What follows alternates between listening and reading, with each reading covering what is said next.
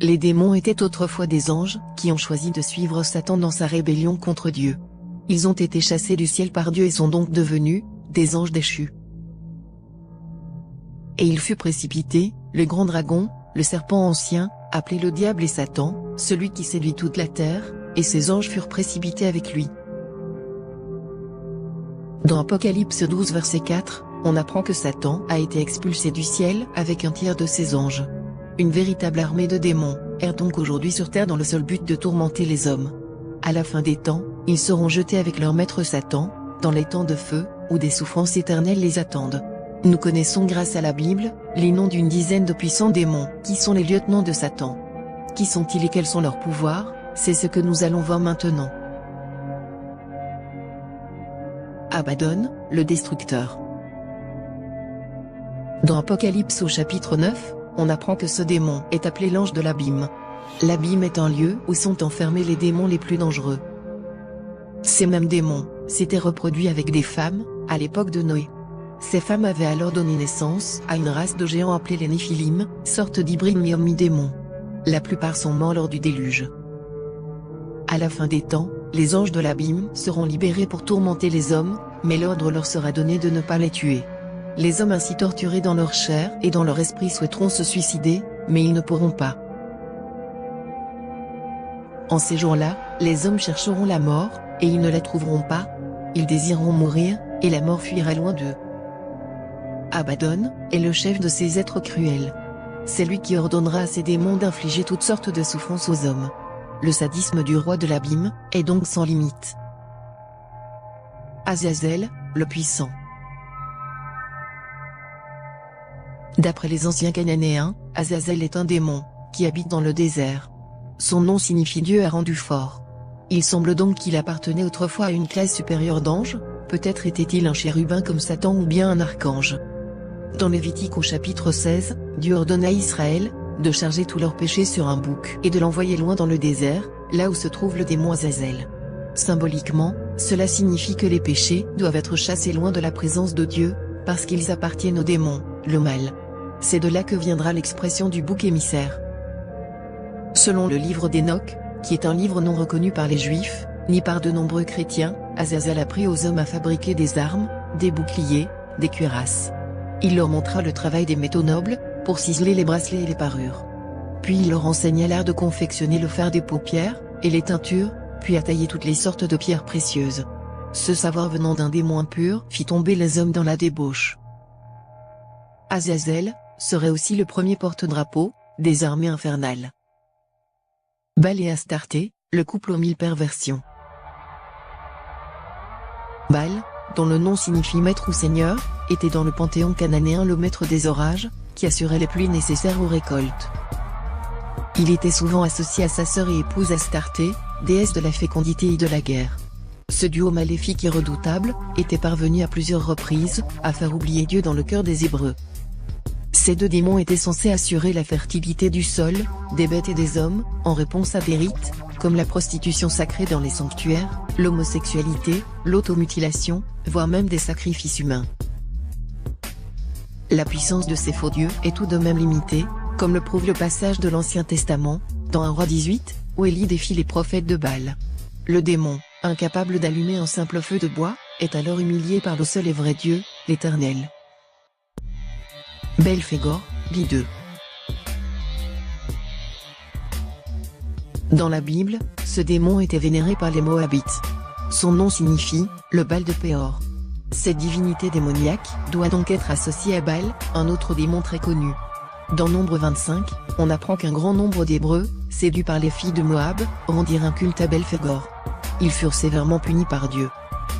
Belphégor est le démon des découvertes. Il tente les hommes, en leur inspirant des inventions ingénieuses destinées à les enrichir. Ce démon très laid, prend une apparence séduisante pour tromper les hommes. Beaucoup d'inventeurs, même encore aujourd'hui, se sont sans doute enrichis après lui avoir rendu un culte. D'après certaines sources, des hommes lui offraient leurs excréments pour s'attirer ses faveurs.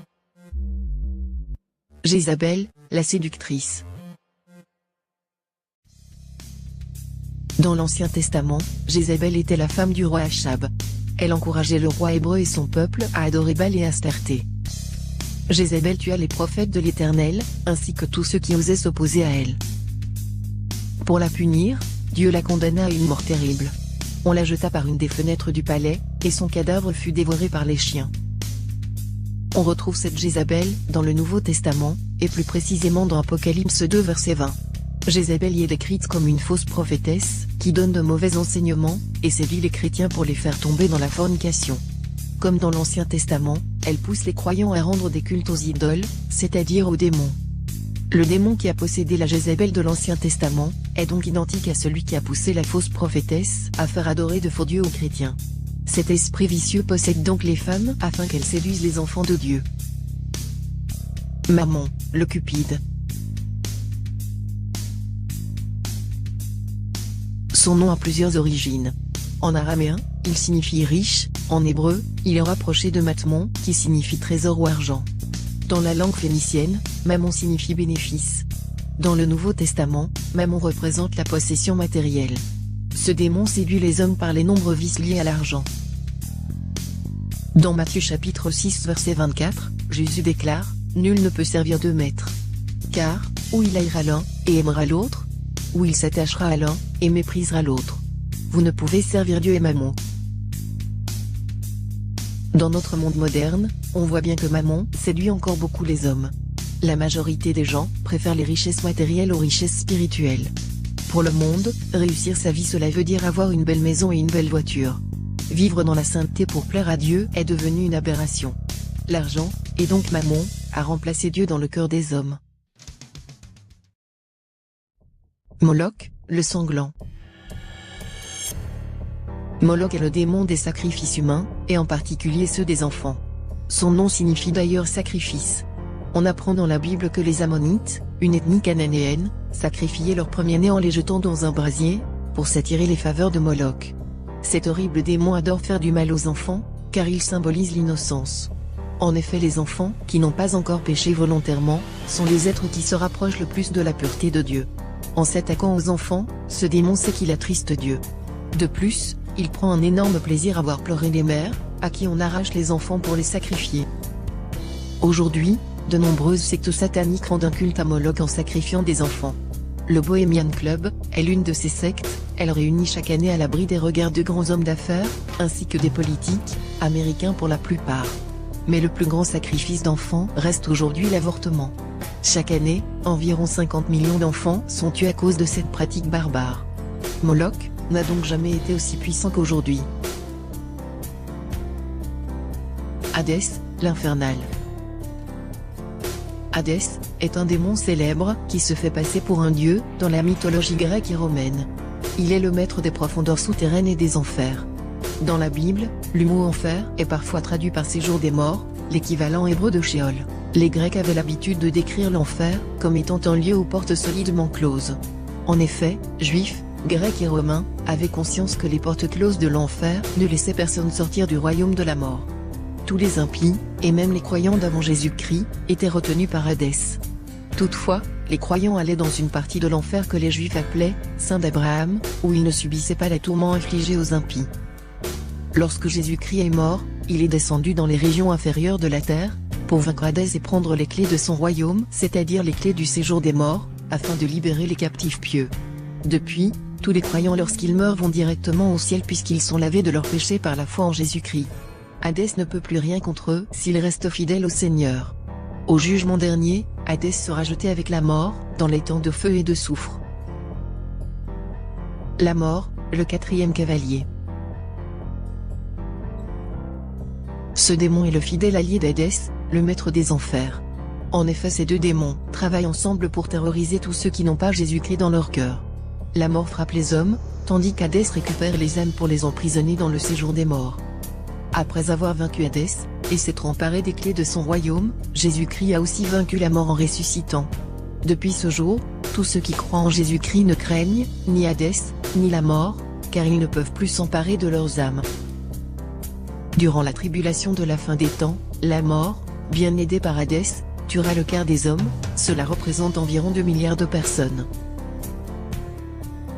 Et quand il eut ouvert le quatrième sceau, j'entendis la voix du quatrième être vivant qui disait, « Viens, et vois. » Je regardai, et je vis un cheval verdâtre, et celui qui était monté dessus se nommait la mort, et l'enfer l'accompagnait.